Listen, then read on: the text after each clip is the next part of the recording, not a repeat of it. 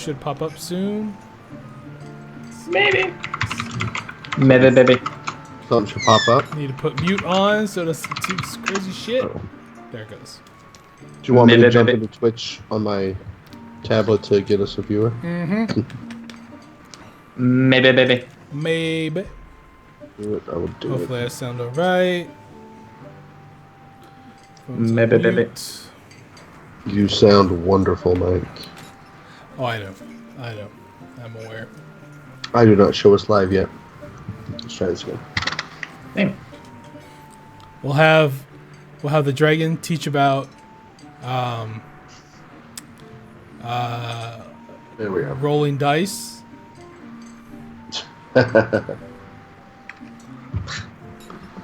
Hi, kids.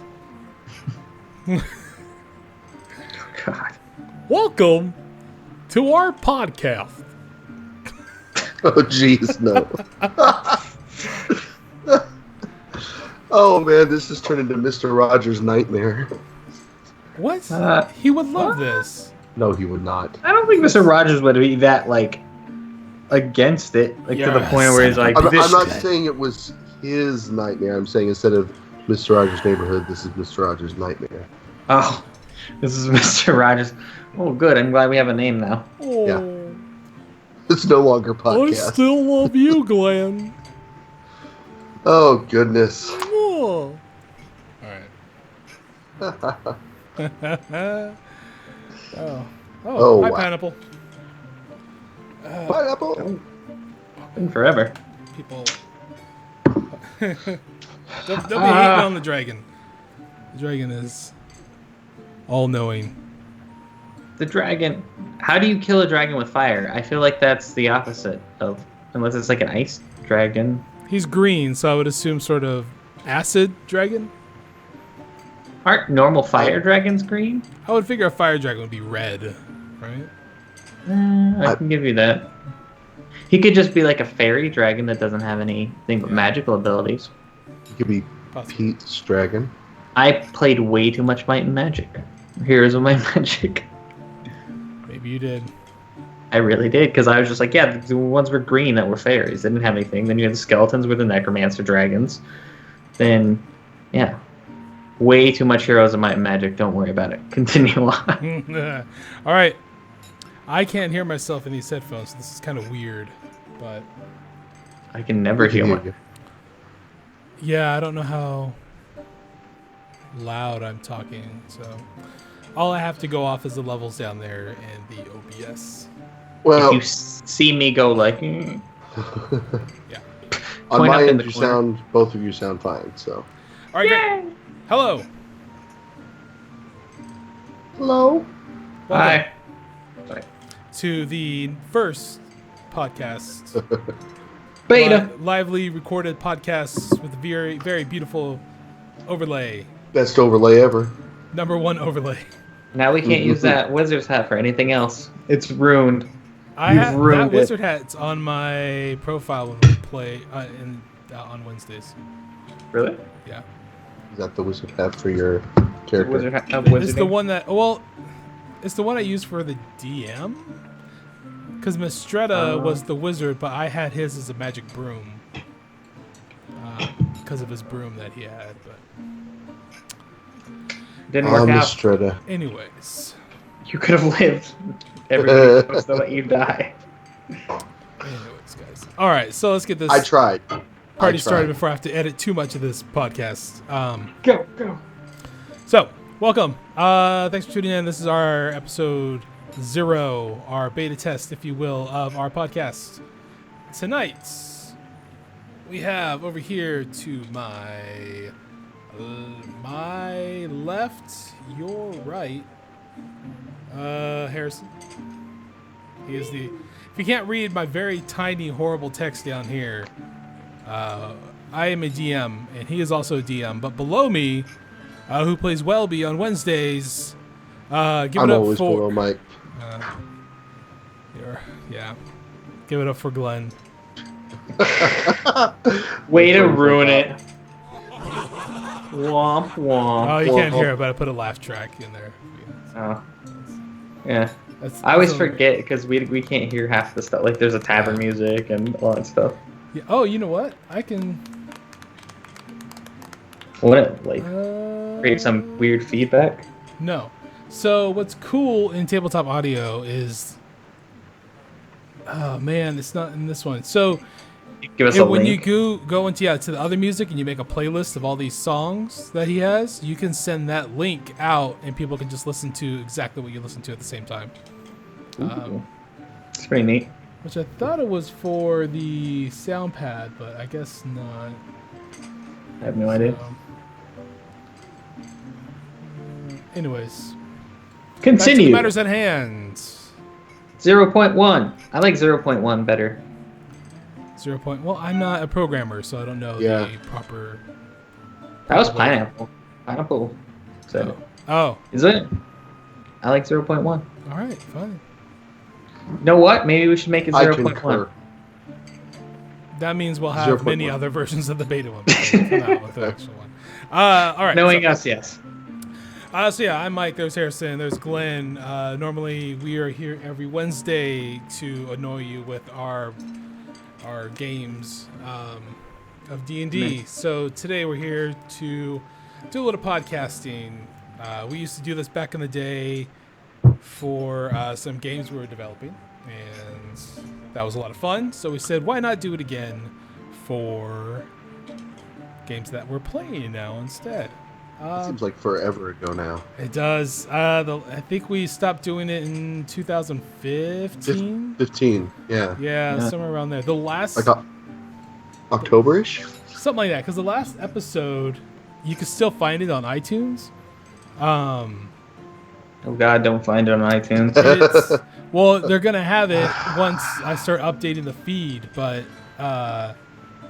in the March. Oh, actually, longer than that. Last one was sent out March 14th. I don't know if that can be seen. I can't. No, not in the least. Oh, I'm blind. Oh, it's so bright. It's just Look into gaze into the eyes. shiny. March 14th, 2014 was the last one. So I was off on the October bit. I think. Oh, I'm sorry. No, Just a year. we rebroadcasted our one of our first ones from March 14th, 2014.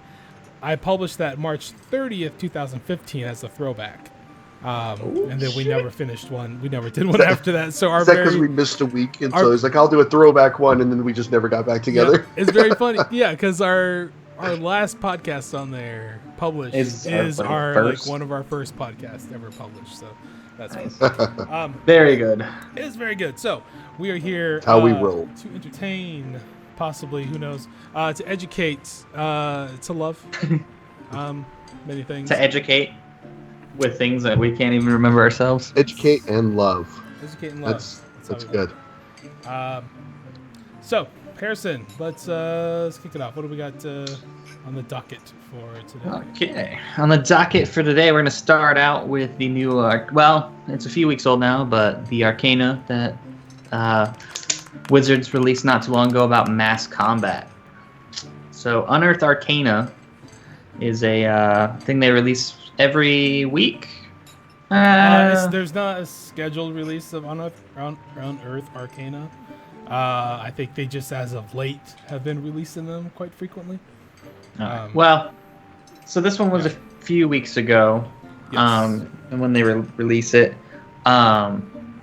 we essentially it's many times playtest material or more information about something. So, for example, this one is mass combat, and they kind of go through, well, here's an idea we have for mass combat, and they want people to go through, use it, test it, give them feedback, let them know if it's something that they can put into the rule book as a standardized thing and stuff. And things. So mass combat like the Two Towers, Lord of the Rings mass combat? So, Yeah. basically, yes. I don't know. Other guys? I have no idea what other guys. Anyways, so obviously you haven't read a ton of it. Basically, the idea is if you're having a combat with, like you said, like massive amounts of creatures, So if you had you want to have a battle of 200 creatures against your 5 guys, that'd be real hard to do, especially if you try to roll a turn for every one of them, or it would just be nearly impossible. And so what they kind of done is they've broken it down into pieces of you get BR, which is a battle rating, and then they allow that to be used to figure out what the challenge rating is, or how tough it's going to be, and how many people it should be, how much experience you get, and all that fun stuff. So they break it into this battle rating, and then these creature units, and then they kind of use those as squares, so or as sections that allow you to say okay, well, this creature unit, which is made up of 400 tiny creatures, has a battle rating of I'm making this up, I don't have the number exactly, of 3 or something, or 4 or an 8, doesn't really matter. 20 creatures. So if they have a creature rating of an 8th, the battle rating goes up by 20 creatures. So if you've had a creature who's really easy to beat, for Goblin, every 20 of for example. a goblin, yeah, every 21 of those, or 20 of those, gives 1 additional battle rating. So if you had, say, 200 in a unit, the battle rating of that would be 10. Or Okay. if you had a creature that is creature rating 20, it adds 50 battle rating just to a unit. So if you had one giant goblin thing that's worth 50 or worth 50 battle rating, and then 200 mini goblins, then it would be 70 battle rating. It's just a way to kind of make it so that you're not dealing with unreasonable numbers or rolling.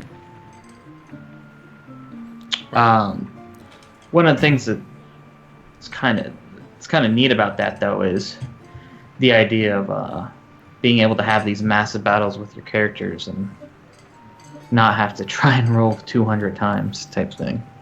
Yeah, so this is it's something it's great for large scale battles. I think after I was excited for it at first, but after reading through it, I think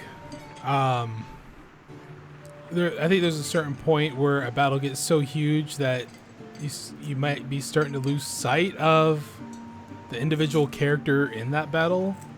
So this is more for commanding armies in a way, instead of your character running in as this giant minotaur swinging and killing 30 goblins in a swing.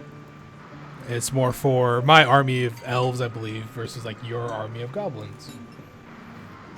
Yeah, I mean, reading it seems that way, but Yeah, so what I was looking for inside the DM Dungeon Master's Guide, which I can't seem to find, there are rules for mob rules where that case that comes up where there's 12, 15, 20 goblins, you can have a rule where at that point you roll against that group and you could do damage to 4 of them and knock them out, instead of 1 at a time. So it's just something in there to help kind of speed up the process, if you will. They just take into account that you're in such close proximity that a swing is going to hit more than one. well, there's that, and if you're level, say, 10, Right. they don't want you, you have creatures goblins are pretty standard creatures that you'd want to use. Well, they can become pointless to the point where you can't even use them unless you use them in such a massive number Yeah. that Yeah. if your story lends to you're trying to invade a goblin, stronghold, you're not going to only encounter 5 goblins. You're going to encounter, 20 of them. But you don't want to be okay, you attack, you kill it, and every time that person attacks, they can only kill 2 goblins. It would be an extremely long night. Yeah. Serbian asks, what's the largest D&D event we all played in? I think... Oh, man. We haven't had anything massive as far as we played. My largest, you cabin. mean it's time scale? I was going to say the cabin. No. I think he's referring to a battle. Oh. So large spell. So there's not been. I really haven't put you guys in any instances where there's been a large crowd that you've had to mow through. I've been wanting to. The town was quite a few people when we were in that town. The bandits attacked. But you weren't. I think for that, there were quite a few in there. But there's never been a point where I've thrown 15, 20, whatever at you guys, and there's only been like 4 of you to face them. Well, as a DM, it's so hard to. You're dealing with people as it is who you're trying to control, and now you're trying to control that plus a massive number. I don't know. Yeah. It feels harder. I don't understand what you're talking about, Harrison. We're not hard to control at all. So he was actually asking for what's the largest amount of player characters. When we started this, I was DMing 7 of you, or was it 8 of you? 7, because we had 7. Yeah, so there was 7. Yeah, because just one of them ended up they swapped. So so 7 players is what we started with. Never again. It's so tough. hard. It's tough. How many have you done, Harrison, at one time? I believe my largest would be 6. Well, I did the cabin though, so I did. That was everyone. That was like one at a time though. I put you all together at the end there. Did you? Yeah, you don't remember? You all went together, Mr. Ranger that decided not to cooperate with anyone. That sounds vaguely familiar. But yeah, it was like 7 people. The problem when I started doing that was my first basically DM experience. So it was pretty much a trial by fire with 7 trying to DM 7 people while everyone is pretty much learning D&D at the same time. So then everyone kind of looks to you for, what can I do? And then your answer's like, I don't know. And you just kind of bullshit some stuff for a while, and then you figure it out along the way. I feel How like many hours of D&D did we do that weekend? When we're at cabin, that was like 2 days of D&D. That was a lot. Was I the only? Was I? No, I DM'd most of it. A portion of that. You did. I did a day, I think. Half? Yeah, I was going to say about half. I think it was like half a day. Because I separated you all. Yeah, because you're doing. So that took a lot longer. I was so wasted. it is chaos. That's the problem. Is when you are DMing, it is chaos, and it's trying to control chaos. Yeah, you're hurting cats at that point. It's really tough. It's even tough now. I think I still on nights will be DMing at the most. What is it? 2, 4, 6 people. 6 is the most now. 6 is the max now, and that still gets a bit chaotic. Well, especially when you get 2 people off on the side, and going to talking about the Arcana itself with the mass fight combat, and lending to that itself is, when you start doing mass combat, you kind of focus on one character, like, oh, these 20 goblins attack, character A. Well, character, C and D are now having the side conversation, so they're not paying attention to you, and it's the concept of when the group kind of starts to split off into these side conversations, and when you have such a massive army attacking, you kind of want to. It's hard to keep everybody's attention on it unless you have everybody in threat at all times. Well, and when you have 6 or 7 people playing and one person DMing, there's usually a long period of time in between each person's turn, and a lot of times it's kind of funny how it works out. We should be spending that time thinking about what we're going to do next, but we usually spend about 20 seconds doing that, and then we go off into those side conversations like what Harrison was saying, or we get off on a tangent, or we think that we can guess what the DM is going to do to us next, and then next thing you know, it's your turn again. You're like, oh wait, I'm gonna do this, and that's what makes it take even longer. So I'm guilty of doing that sometimes. So all of us are, and that's what's nice about this concept, though. If they're trying to, I get that it's not specifically what we would use it for, but the idea of making, as the DM, the less you have to do during combat, the better off you are, if that makes sense. Especially with Mike's metal dice. Yeah. The less he has to roll. You think the metal dice are the problem? No. If you knock everything down? Yeah. With Let's this, say it destroys everything. with this Unearthed Arc, and like I don't find us, our group, in the way that we actually play the game, I don't find this to be that useful for our game. I'll probably resort to like the mob rules that are in the Dungeon Master's Guide, which I wish I could cite now, but I don't know where that darn book is. Way to go. Those are a lot Failed us. more.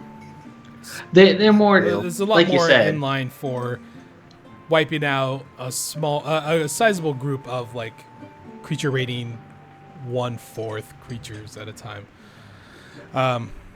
Yeah. So. Well, like you said, it's for that. Yeah. These guidelines kind of remind me of, what's the game you guys played? Warhammer? Warhammer for a Warhammer- little while. Oh yeah. Warhammer 4000 or 40K. 40K. 40K. 40K. Yeah. Get that right. 40. Excuse me. You triggered me. It's my trigger. Never again shall you mention this. No, I'm saying these rules that they from this Arcana seem more to lend themselves to like a Warhammer 40K type thing, where it's like these massive armies fighting each other type of thing, and not necessarily like a small group against a massive army. That's how I read it, but Yeah. But it could be Glen's something face is to. ghosted in this webcam right now. Am I? Do you see me? Do you see that on the stream, Harrison? no, I don't really have it up. Anyways, so yeah, okay. the Unearthed Yeah. Arcana. It's that one. It's okay. I don't think we get much use out of it. I think it's a small subsection of people that would. Yeah. And so yeah, and also it's a fairly short one, so there's not a whole ton of depth to go into this one. So when we talk about, I think what's the next one that was coming up? Traps. Yeah, traps would be much more fun to talk about. We'll talk about that next time. But there is one thing I do want to say about this Arcana. My favorite line from the whole thing, though, is the attacker is on high ground, such as uphill from the defender. It has advantage. If you have the That's high ground, awesome. you have advantage. This is true. Just if anybody's ever wondering, Wizards of the Coast agrees. Yes. You have the high ground, you have the advantage. But yeah, overall, like I agree with you. But it's not something to say that it's not neat that they're making rules for things that would be for subsections. I mean, especially if you were a group that had massive combat like this, then yeah. Well, because it's just a neat idea to think of. What if every PC was playing a town instead of playing a character? You know what I mean? So you could Like have a little Command and Conquer and D&D. yeah. Command Like I and said. Conquer and Dragons. There you go. Well, and something too, if I'm not mistaken, this because I haven't read this whole thing, but I was looking at the characters in mass combat and being able to put a character. So it seems like you can create these units of mass, these armies essentially that you're talking about, and put your own character into it as kind of like the general of the mass. Yeah. So I mean, it wouldn't really work in the playstyle of what we've been doing, Right. but something possibly to try on a night. Just everyone create a character specifically to lead an army. And we have a battle of the 5 armies. Oh Lord.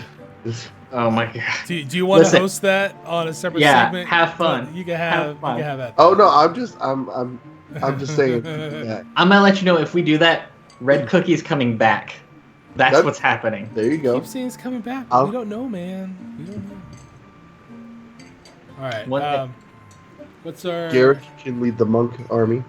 What's our next plan of attack with our Plan of attack. our casting of pods? So we're gonna try a little thing where we discuss basic mechanics and kind of how they go. And start off, we're gonna do character Call creation this D&D and you, and us making mistakes. because we are 100% professionals and know every single part of the Dungeon Master's Guide Player's Handbook and Monster Manual. We never make mistakes. We're 100% accurate. don't even bother trying to correct us because you're already wrong. Does that basically cover it? All right, we're good. Caveat All right, on next that is section we have is gonna be. no idea what we're talking about. All right. So yeah, we're just gonna discuss character creation. If you wanna take it away. Yeah. So, character creation. In chat, just so I can say it. Yes. If you ever have a question, always feel free to ask it. Yes, please do. Then we'll just answer it as along the way. It is no problem. So yeah, just wanted to start a little bit with what should we start with? Rolling the dice or Rolling the dice. Thinking about your character. I think thinking about your character is a worthwhile one too, because that's also important before. Okay. Kind of before. That's probably Right? I'd say that's more important than rolling the dice. So, Yeah. is what do you want to play? Well, I guess it comes down to so that'll be coming in my mind. That's a matter of how you want to play your character. Is this going to be a campaign where you're role playing, where you're actually trying to do it, versus just rolling numbers and going into it and it's like I'm playing a bard, but you just play the bard as like, oh yeah, I have these spells and this, and you're not really playing the character. So I guess that kind of lends into what kind of character you want to play. Yeah, that's a discussion with your DM before the game even starts, because all DMs play different. Like even this guy over here and myself DM very different. I disagree with him all the time. Yeah, there's some stuff, man, that's not cool. Not cool. I was say, watch our podcast, and they're always, that's not how it works. Not our podcast. Like the Drowsy Dragon. I'm sorry, Every the Wednesday Drowsy at Dragon, yes. 7 p.m. Pacific time. Just last night, I think. I believe so. Didn't The VOD may be where's this located? Bitten had somewhere an around issue. Ben always has an issue. Benton is the issue. So yeah, I would say you check with your DM first, find out what type of game you're playing. That will help you then pick out your character. I would say, so for campaigns that we're not really running a campaign, we're doing episodic, but for character creation, I normally have everyone stay within the published guides, but there's a whole slew of other characters out in the Unearthed Arcana that are out there. Volo's guide has a bunch, doesn't it? Volo has. Volo.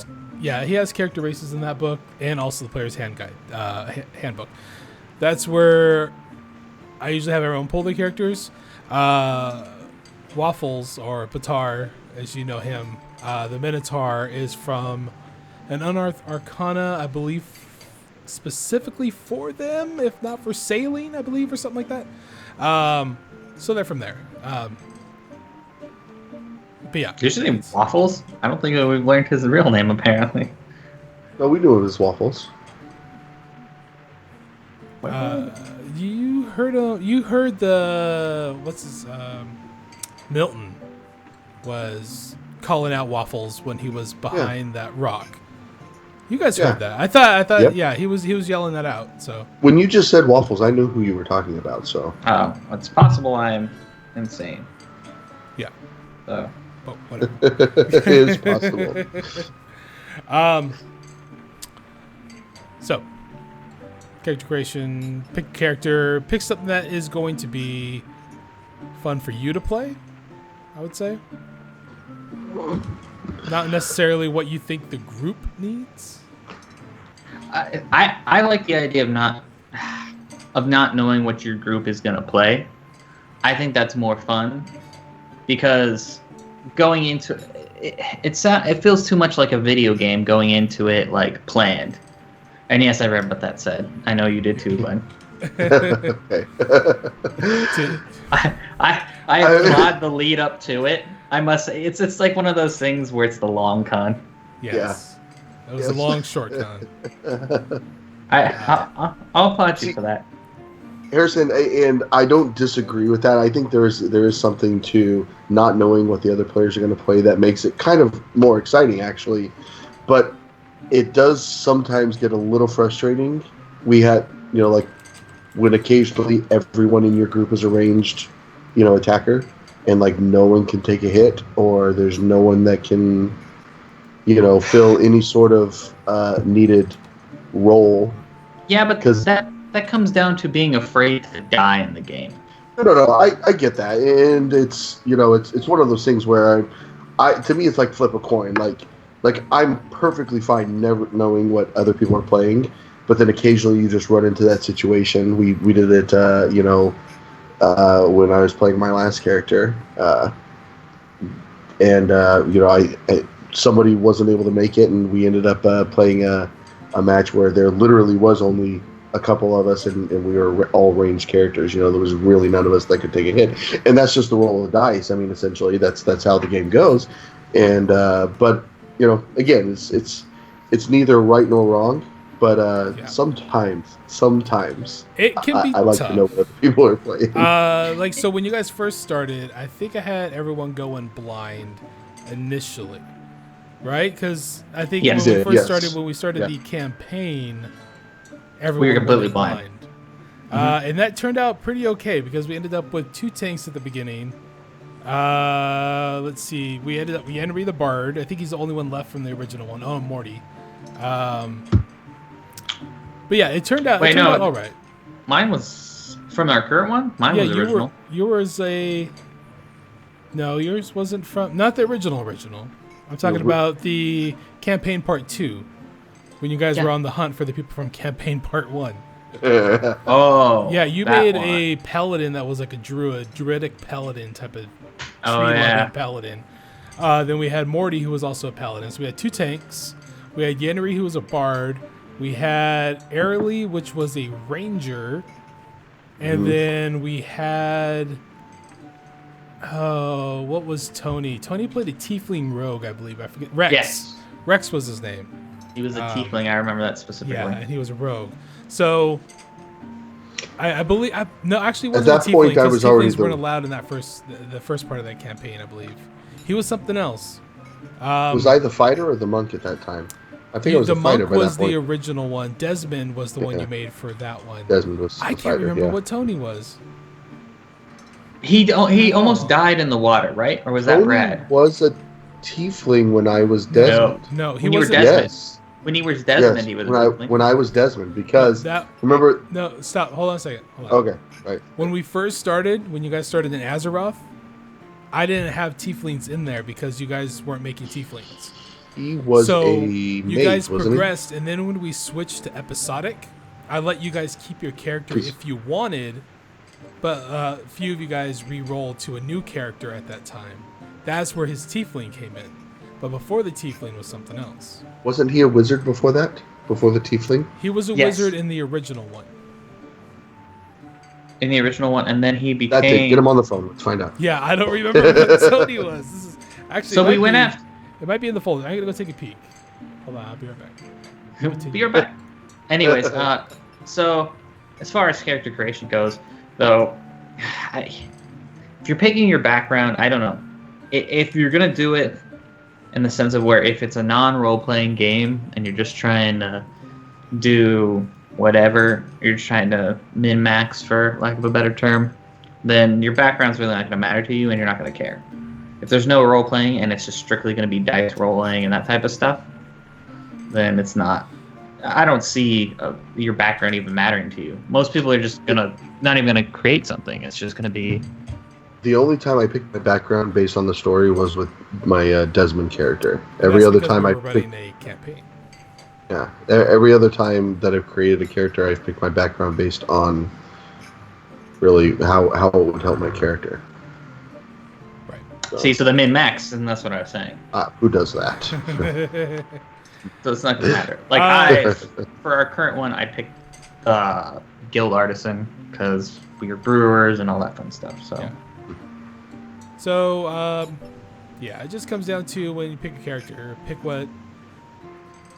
with the DM, see if they want everyone to know each other, find out if there's any sort of predetermined setup. So some DMs may be like, you guys are all running from the law and you find yourselves at a tavern, so you would want to design your character around that. Do they work at the tavern? Are they themselves running from the law? why are they running from the law? Then you kind of pick out what character, and it kind of builds from there. Because if you start building your background and your character info, and then you go into a game where all of a sudden your character gets put into a position where he really wouldn't want to be, roaming with like a group of like bandits, it kind of might break your immersion a little bit for you. So just communication between you and the DM makes it a whole lot easier. And then just pick, if you're like Glen, pick the stuff that matches. This gives me +3 attack when I roll in grain fields. Half orcs for This has never barbarians, and you'll pick gnomes for wizards and sorcerers. It's just, I like to play more of what type of fun, weird character would I like to see. So, actually, with Welby, I actually didn't pick the best race for what I could have. I just like the idea. I know, it's shocking. I like the idea of a very, very tiny person growing into something very large. So very cuddly bear. Cuddly bear, yeah. So bear, I so wanted to pick that bear out. I know you were purposely trying to. I know it, Harrison. Yep. couldn't even do it. So coming after that, after you kind of pick your character and what you want to do, comes rolling of the dice, which we're originally going to talk about. And that is another method up to your DM, and there's some different ways to do it, which all of them have their plus and minuses. So the normal way that's in the player's handbook has you roll 4d6, remove the lowest one, and then you write that number down. Do that 6 times. 4d6, is that what it is? Yeah, I think it's 6 times, 6 stats. I should know that because I've done it so many times. And then you. So you can get 20. So the highest you can get is 18. Yep. I misread. Yeah. So yeah, you just pick those. Let's see if I'm pulling up a sheet right now. Just so there's 6. Put them in there. Now that leads to issues that can easily come up where it's not the person's fault that it happens, but they do happen where someone could roll 16 and 18 and maybe another 16, but then possibly have some low rolls like some 8s and 6 or 10. If those fall into the wrong hands, this guy. Hey, don't leave this guy in. Hey, then you get some characters that feel completely hold imbalanced. on 1 second. Yeah. So only one character did I ever roll stats for. All the other characters have been based off the stats that are in the book. Right. And guess which character that was? Right. You know, it was the cleric. It was the very first one that I played hardly at all. That was the only one for you. I know, you're the one who rolled it. So every other one of my characters. Now, I had initially rolled the monk.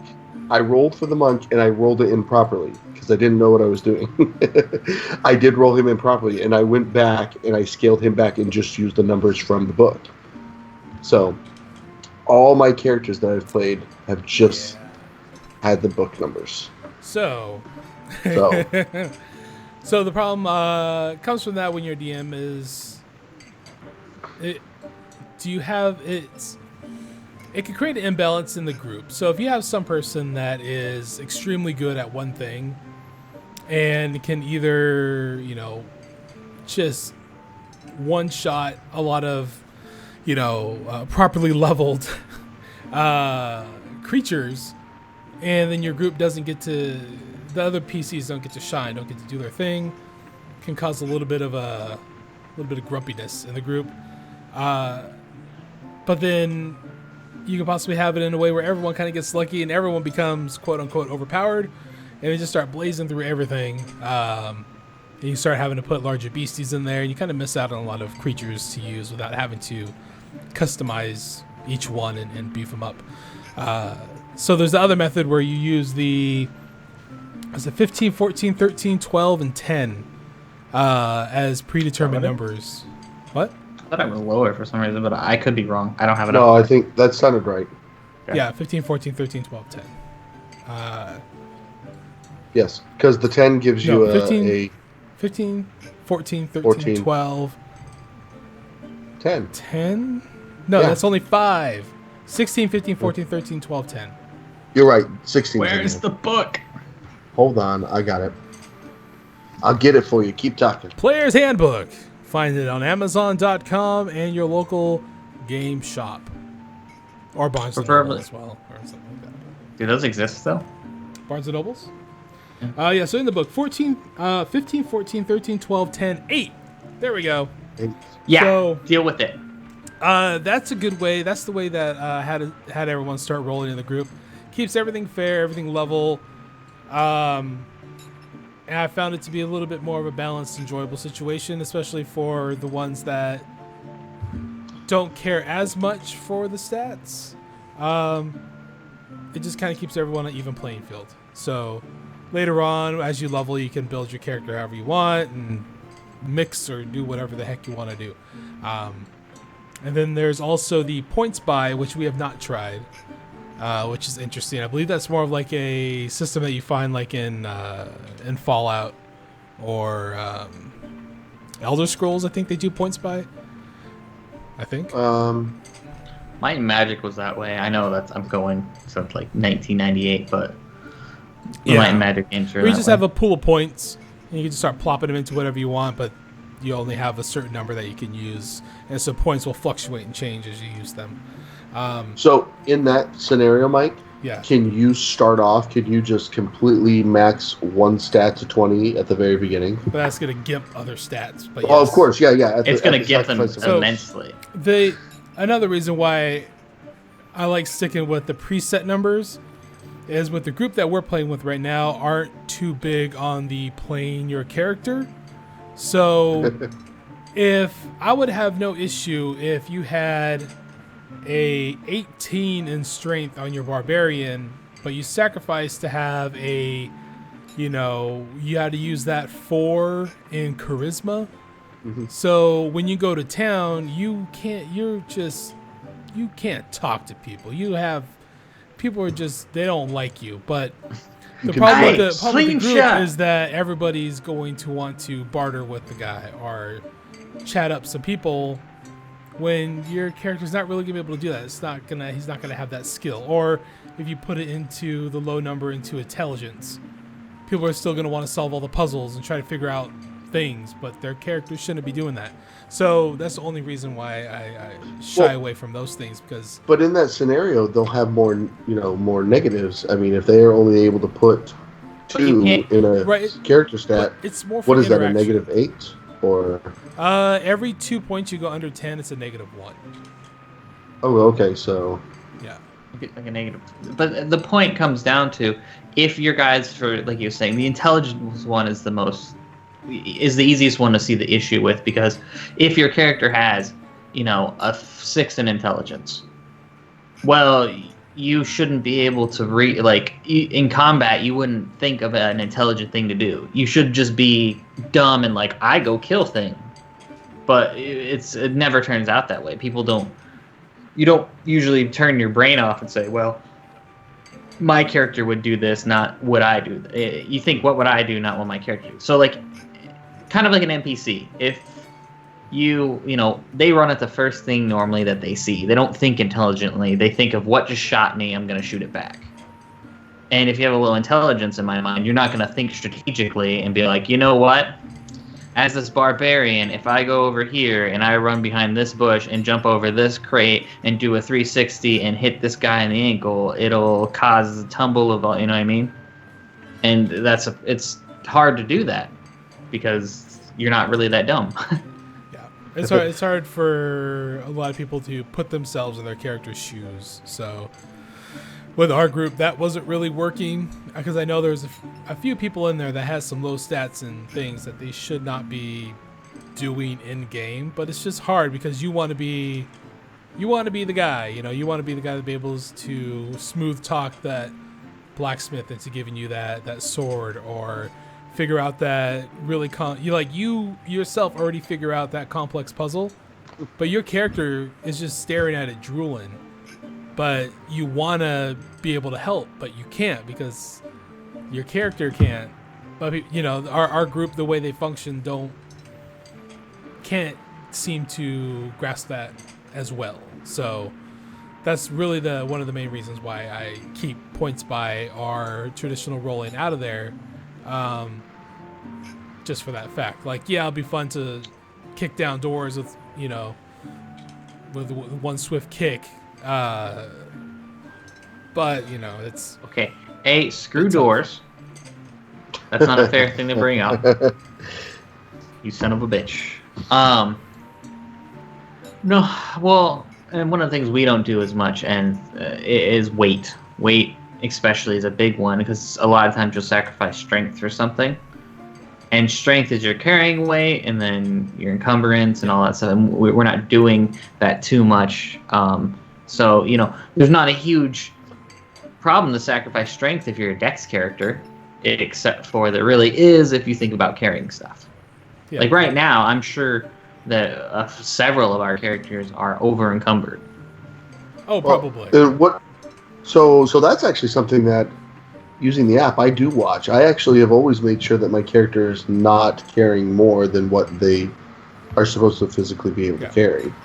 But I know on paper that's probably a little bit harder to track every time. And, it's tough. Changes. And also, I don't throw that much stuff at you guys where you need to be like, can I carry this awesome giant greatsword and this giant keg of booze? Like, I'm just not throwing stuff like that at you guys. See, and that's probably something more like you're talking about like size ratio rather than weight. Like my character shouldn't be able to pick up certain things, even though he might physically be able to do it as far as the weight wise. Right. The size ratio. But unless you have like yourself like a bag of holding, where the bag of holding, you can get that large greatsword and put that entire greatsword into the bag of holding.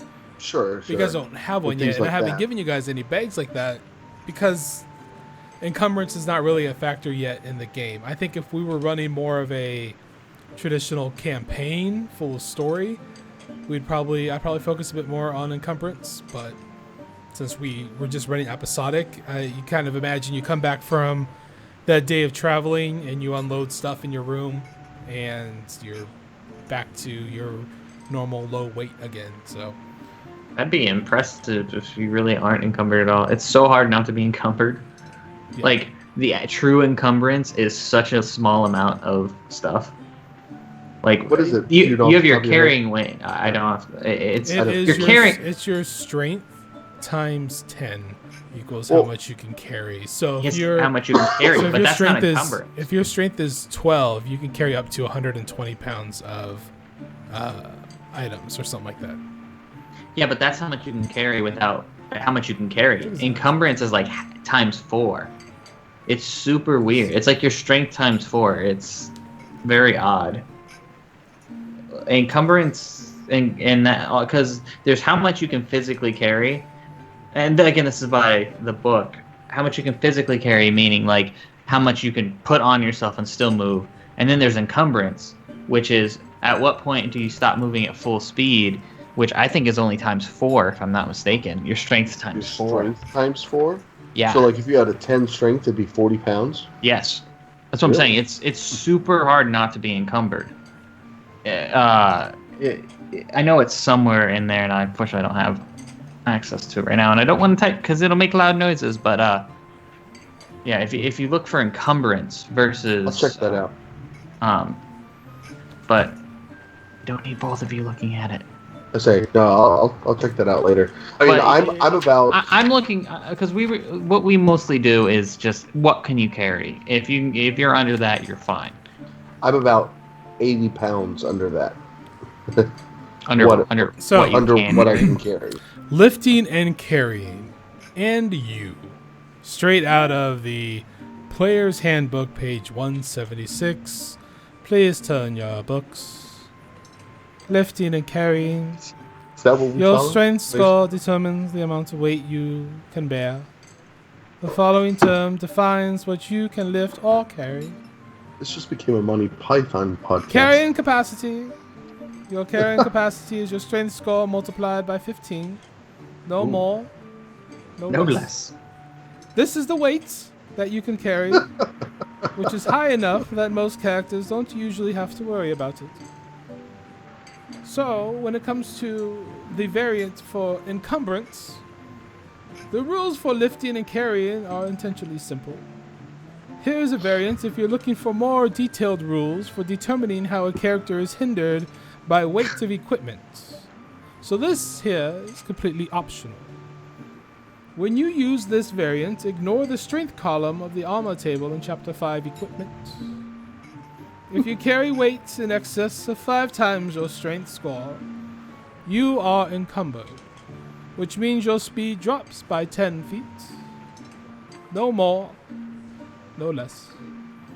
Is there a rabbit that's gonna If pop you out? carry weight in excess of I've got a 10 hand times grenade, your so I'm strength ready. score, up to a maximum carrying capacity, you are instead heavily encumbered, which means your speed drops by 20 feet, and you have disadvantage on ability checks, attack rolls, saving throws that use dexterity, strength, or constitution. So it's an either or, is what you're saying, right? It's either like you don't have to use the encumbrance rules. There's absolutely No, it's it's a optional. It's a variant rule. So, yeah, you don't have to. It's That's what I was saying though. If you use that one, it's truly ridiculously hard to be under that. Under 5 times your strength is super hard to be under. Like that's your armor. You can carry your armor.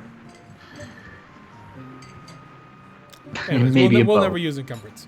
Ignore Like that. regular, I just want to stick with the regular. I guess the 15 times your strength modifier is great.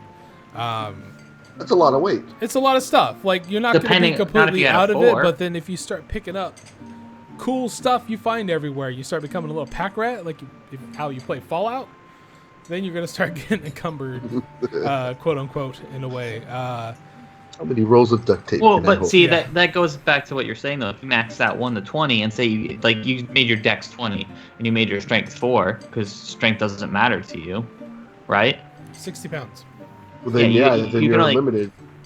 See, but that's the thing is there's a lot of things that if you're not role playing or you're not playing by specific rules or you're ignoring things, that taking a low stat score doesn't hurt you as much as it should.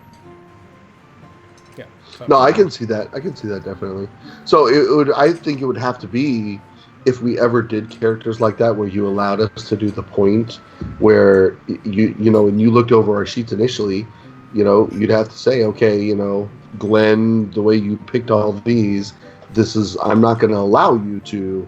You know, like if I give myself a strength of 4, you're not going to allow me to be able to pull myself up onto a ledge. That's you know, so that's where the hard part comes reaching in. over. So I need assistance or You- something.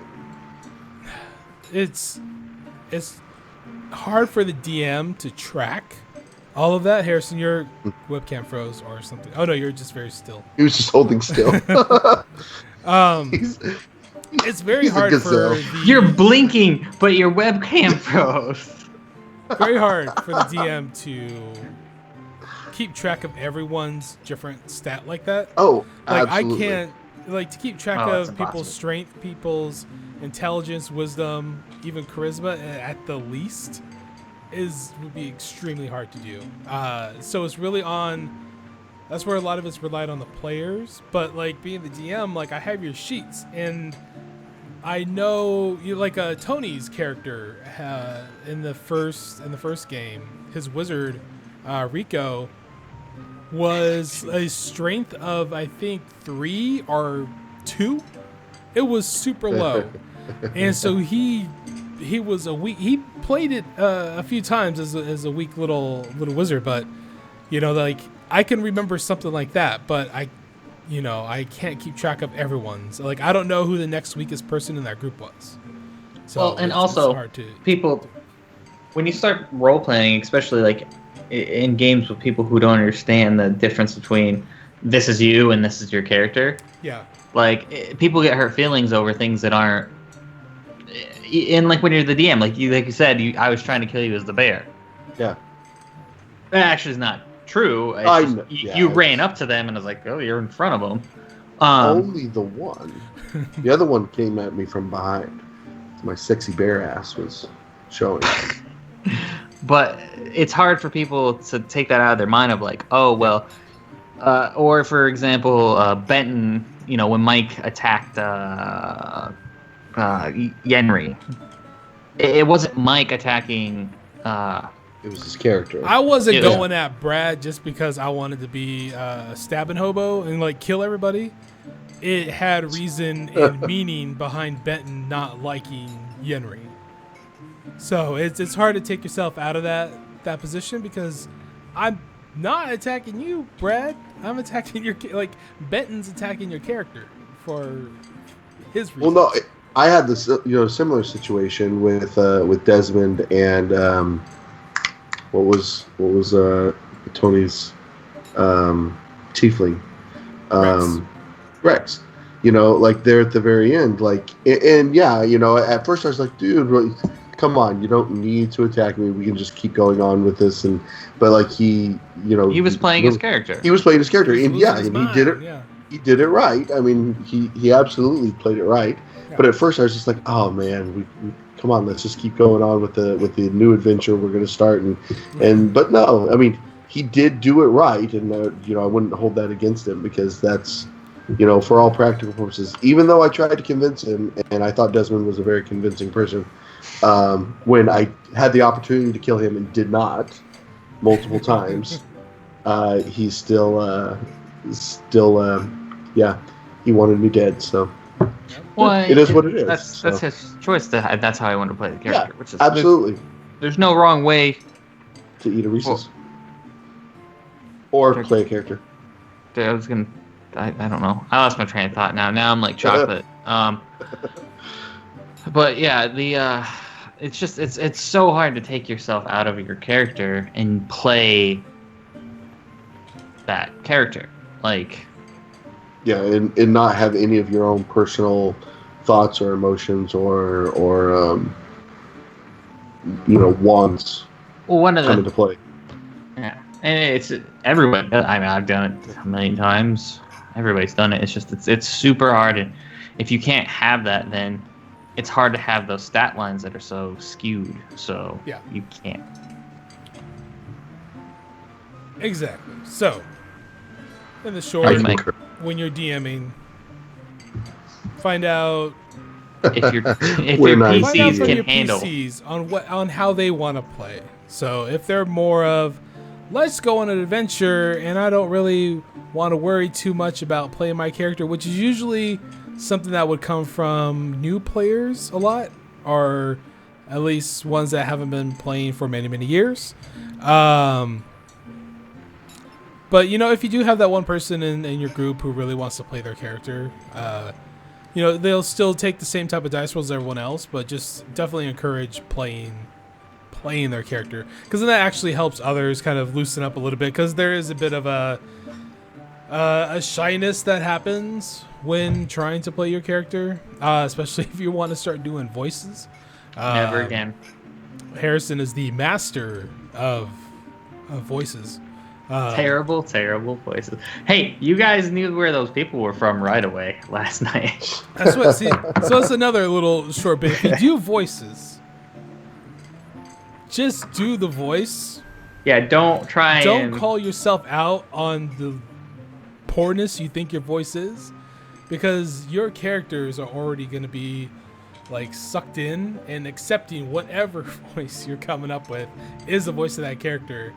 And I'm guilty of it. I used to do it a lot and call myself out on my bad voice acting. But just go with it, and they accept it for what it is. That is the character's voice. That's what they know. But then once you say, you pull yourself out and you're like, oh, I said that wrong, or I said that horribly, or make fun of yourself, it kind of pulls away from that moment that they just had, and they're like, oh, okay, well, I guess, that might not have been the voice of that character then.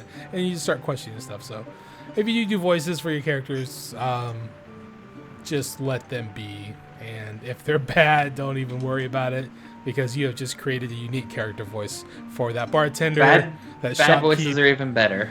Or whatever you got. Jar Jar Binks, here I come. You missed out on the best voices, Glenn. Did I? Harrison did some. You heard part of the Hick voices yesterday. That was a small part. I heard the hick No, voices. Glenn was there for that adventure. I was there for the hick voices. That's when Welby had that really snotty attitude that we all Oh, loved. that's right. Excuse me, I'm trying to speak to the giants. You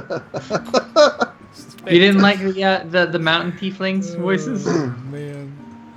Which one? You weren't there for the mountain Oh, tieflings. okay. I missed Yeah, the mountain. you missed that one. We went to a rock concert in a mountain, and then almost we killed the Stole spider. some stuff. I don't know what happened. I stabbed Yenri in the back of the legs or something. It got messy. There was chaos. Chaos Yeah. ensued. It was pretty good. It was pretty good. Much blood. Very, very blood. All right. So what do we got? We're gonna wrap this up in just a little bit here. Yeah, what but is the- we're gonna end on the guest question, which this week's gonna be Ask a Min-Maxer. Where we ask our third person, What? really for here, what a question about what they're kind of known for. So for in this week, we have Glenn, who notoriously min-maxes his characters. He is a min-maxer. He tries to hide the fact that he is. I don't know what you're talking about. But he is. Oh, Glenn, tell us how to min-max.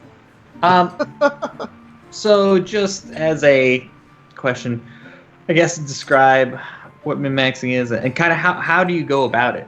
Like, what is your strategy? Do you just read the book? Do you look things up? Or how are you? Honestly, I get ideas from a couple different places. I mean, I look up, to be honest, I start by typing, like, unique D&D characters, and I try and base things a little bit. You put unique off in quotes, and by unique, do you mean best? No, that comes from, like, a hybrid. Like, I try and think of the character, like, what do I want to play? And then I think, how can I make that the best character in that situation? And I'm willing to sacrifice things, like Desmond, for example. You know, he was a fighter. Desmond sacrificed something? Yes, he was not good in hand-to-hand type combat. Well, we Like, know that because all you did was shoot a little Exactly. tiny So size little he could crossbow. shoot his crossbow, and that was about it. So if he broke his crossbow, lost his crossbow, had him taken away, whatever, he was pretty much screwed. Now, as long as he had him, he was like a Jedi with a lightsaber. You know, he could just mow through people. But so yeah, there's a little bit, and I'm willing to, you know, I'm always willing to do that with the characters. You know, with my current character, that towards the end of last night, I almost became pretty much worthless. You know, because almost because I need more used up time. I needed more time. I was trying to sleep. You know, I was desperately trying to sleep because I had burned Everybody, through. I need a nap. I need a nap. I had burned through all of my abilities because that's kind of like how I build my characters. Is like they're really strong, and I would be one of those people if you allowed us to do the points. That's how I played Fallout too. Is I would put in whatever I needed the point in. I would max out 1 or 2 points, and I'd totally be willing to say, okay, I will be really bad with charisma and really bad with intelligence or wisdom or whatever, you know, or strength if that was what I needed. But I like looking at unique things like Desmond. You know, that was kind of an interesting mechanic that I had read about with the hand crossbow and using the crossbow, using the feet in combination with that. And so I thought, you know, that'd be kind of a unique thing to do. My current character, you know, he's the first time that I've tried playing a hybrid, but I purposefully put the barbarian, you know, strength of a barbarian in tandem with the ability to turn into a bear, so I can kind of pull off of both worlds. And there's certain stats I can use from the barbarian while in bear form, and it gives me a nice character that's fun to play, but is a little bit kind of one-dimensional. You know, my characters are never really jack of all trades. They really focus on doing one or two things. They're a So where do jack. you? They're jack. So you mostly find them, like, I guess the question I'm really asking is how are you starting out? Are you just type in unique characters and then you go from there? No, well, no, not necessarily. I mean, that's something that yeah. I mean, I'll maybe start out that way, but I kind of think about what haven't I played yet. What would I like to try? Like I've already got an idea for my next character because I haven't really played a casting character yet. Oh boy. All my characters have been, either physical melee or shooting. Oh, I'm sorry. Did I just ruined everyone's life? It's like, Glen's gonna cast spells. But so I've been actually already looking at, what kind of caster do I want to be? What would I do? And I haven't decided actually on one yet, on which class or even race. There's several that I'm playing around with, but I actually, aside from the first one, I actually spend a lot of time thinking about what I want to play, how I want to play it. When I decide it, then I always look at what's the best stats. Where do I put the stats? What's the best,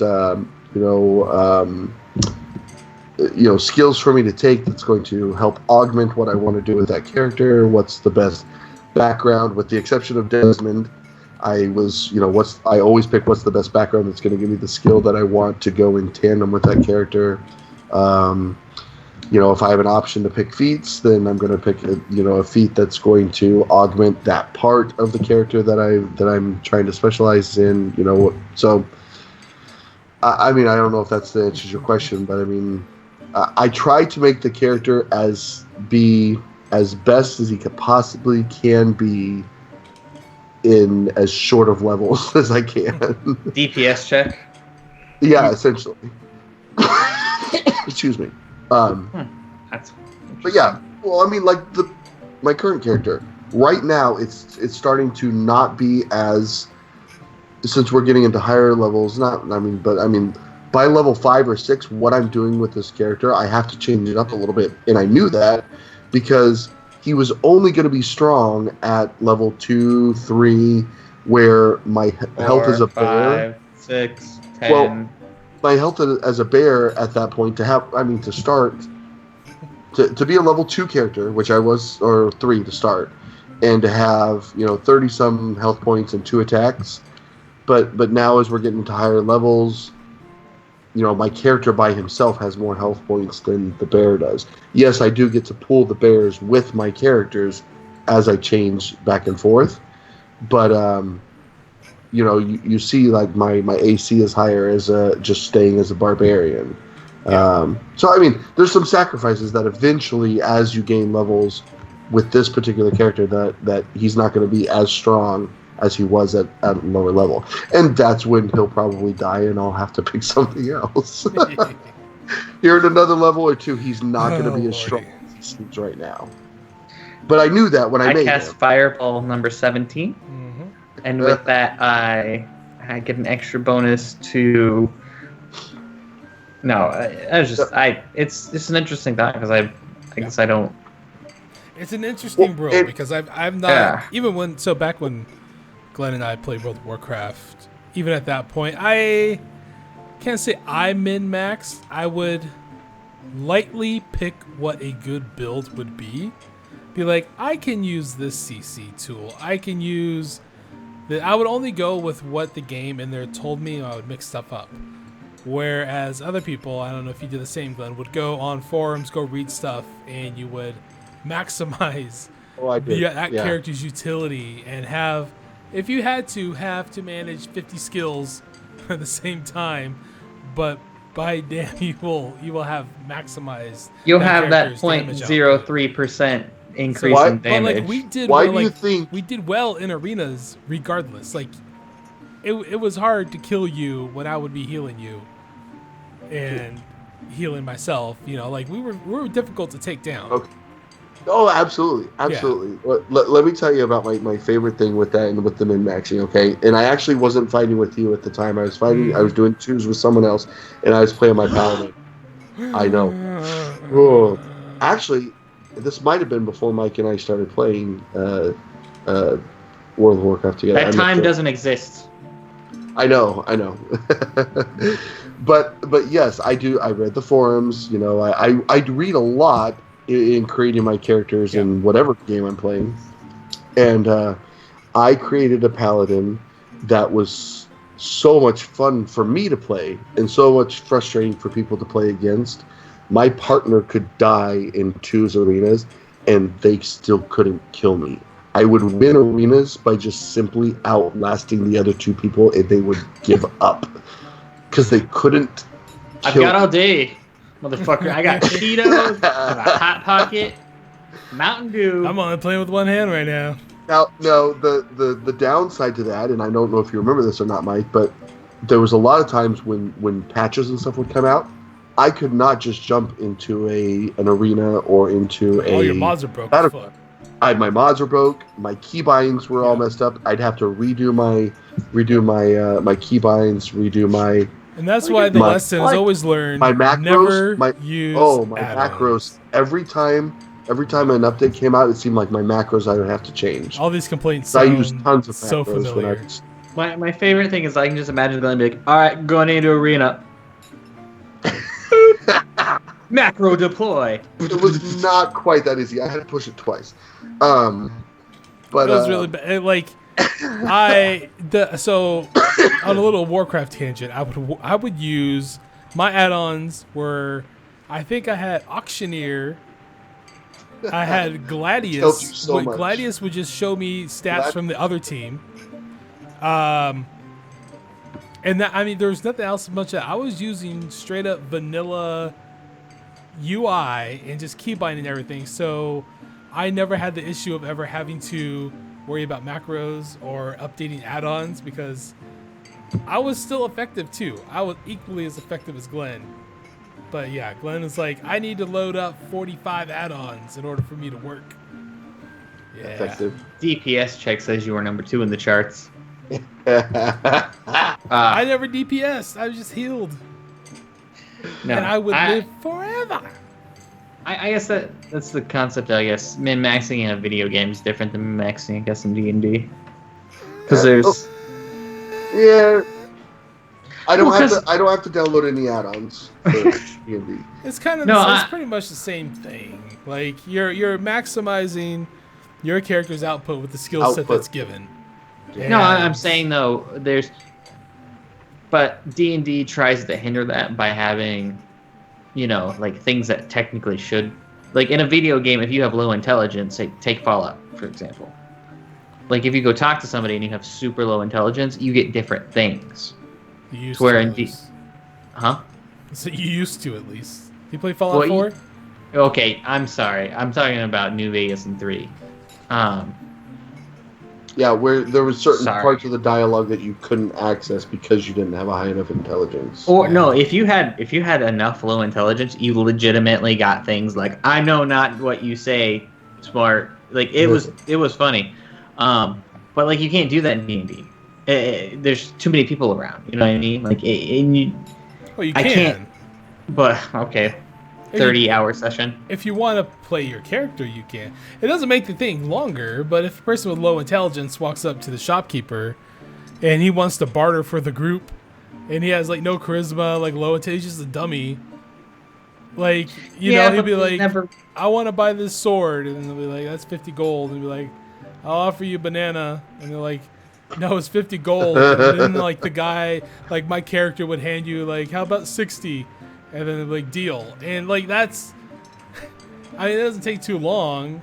It's but that's you playing. But that's you playing the character. I'm saying if somebody's not willing to play that character, we can't force them to do it. Versus a video game can force you to be dumb. You know what I mean?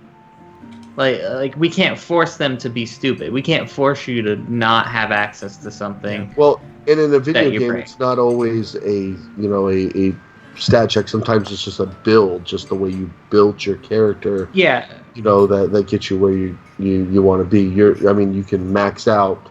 There's similarities. I'm just saying it's easier to see the downfalls in most video games of the min-max builds versus in D&D.